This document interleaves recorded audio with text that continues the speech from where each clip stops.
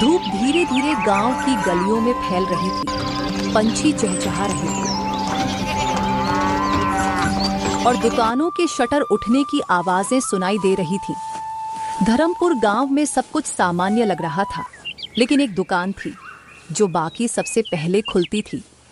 Ramlal general store. Ramlal अपनी दुकान खोलता है, पैसे गिनता है। पिछले महीने तो खूब कमाया, लेकिन इस महीने कुछ नया करना होगा। क्यों ना चीनी में थोड़ा बालू मिला दूं और दाल में पत्थर। कौन देखता है? रामू बेटा स्कूल जा चुका है, अब ये लालच छोड़ो और थोड़ा नेक काम भी कर लिया करो।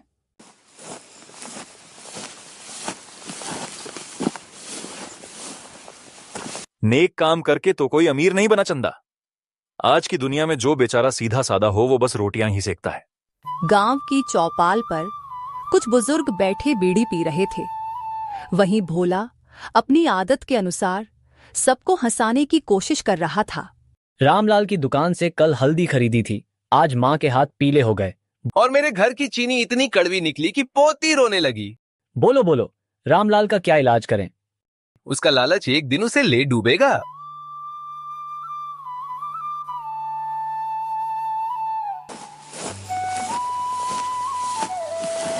बाबा, आपने आटा में मिट्टी क्यों मिलाई है? कल स्कूल में मास्टर जी ने मुझे कहा, तेरे बाप को शर्म नहीं आती? तू अभी बच्चा है मुन्ना, ये दुनिया ऐसे नहीं चलती।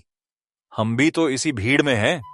बाबा, अगर कमाना ही है तो ईमानदारी से कमाओ, वरना एक दिन दुकान रहेगी, न ग्राहक और न इज्जत। शायद मुन्ना ही इस घर की सच्ची रोशनी है।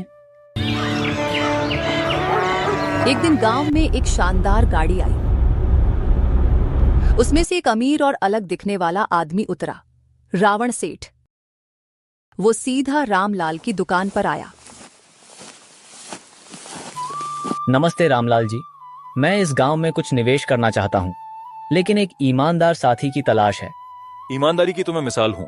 मतलब आप कितने निवेश की बात कर रही हैं? बस थोड़ा समय लगेगा ये समझने में कौन लालची है और कौन ईमानदार।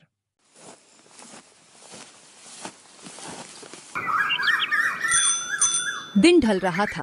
रामलाल दुकान में बैठा अपने मुनाफे के हिसाब लिख रहा था। तभी रावण सेठ फिर से आया। इस बार वो अकेला नहीं था। रामलाल जी, मिलिए मेरे सहायक किशन से। हम एक बड़ी किराना कंपनी खोलना चाहते हैं, लेकिन इससे पहले हम चाहते हैं कि आप हमारे लिए 3 दिन तक कुछ सामान बेचें, ईमानदारी से।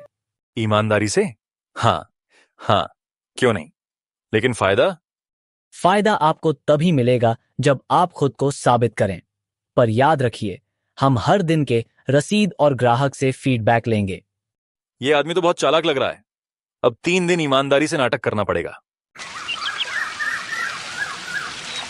रामलाल ने पहले दिन खुद हाथ से तौल तौल कर सही सामान बेचा, लेकिन अंदर ही अंदर जल भुन रहा था। अरे वाह, आज तो दाल में पत्थर नहीं है। रामलाल भाई, कोई चमत्कार हो गया क्या? कहीं सूरज उलटी दिशा में तो नहीं निकला? दूसरी रात लालच फिर जागता है। दूसरी रात रामलाल हिसाब बैठा रहा था। मुनाफा थोड़ा कम था, बस तभी उसके भीतर का लालच फिर जाग उठा। अगर मैं 10% मिलावट कर दूं और किसी को भनक भी ना लगे तो सेठ को कैसे पता चलेगा?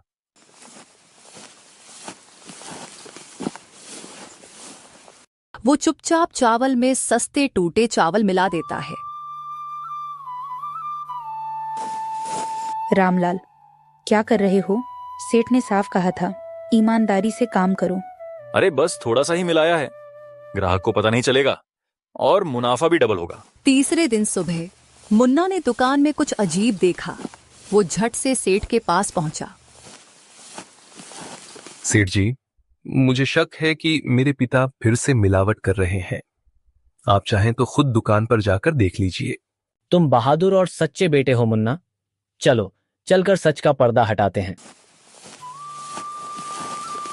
रामलाल जी, ये लीजिए, हमारे पास सभी ग्राहकों के फीडबैक हैं। और देखिए, आपके बेटे ने हमें ये सैंपल दिए हैं, चावल, आटा और तेल। तो तूने हमें फिर से ठगा रामलाल, हमारे बच्चों की सेहत से खिलवाड़ किया। जीवन माफ कर दीजिए, मैं मजबूर था। मैं बस आपने अपनी दुकान का नाम नहीं, अपने बेटे की ईमानदारी को भी बेच डाला। अब देखना गांव क्या फैसला करता है। गांव की पंचायत में पहली बार लालच पर मुकदमा हुआ। रामलाल कटघरे में खड़ा था। रामलाल, तूने वर्षों से हमें ठगा, बच्चों को बीमार किया और अपने बेटे की सच्चाई को भी कुचलने चला। अब गांव का फैसला सुन, तेरी दुकान 3 महीने के लिए बंद की जाती है। तू गांव के हर गरीब को मुफ्त राशन देगा जो तूने पहले मिलावट से लूटा था, और तू अपने बेटे मुन्ना से माफी मांगेगा सबके सामने। माफ कर दो मुन्ना, तू सही था, मैं गलत। मेरे लालच ने मुझे अंधा कर दिया था। 3 महीने बाद गांव में एक नई दुकान खुली। नाम था मुन्ना हॉनेस्ट स्टोर। रामलाल अब दुकान में अपने बेटे का सहायक था। रामू, अब तू कुछ सीखा। हाँ चंदा, अब मैं सीख गया हूं। ईमानदारी कम कमा सकती है लेकिन इज्जत बहुत देती है। अब धर्मपुर में कोई भूखा नहीं रहता। मुन्ना की दुकान हर किसी के लिए खुली है और वो बताता है कैसे लालच की दुकान बंद होती है, लेकिन ईमानदारी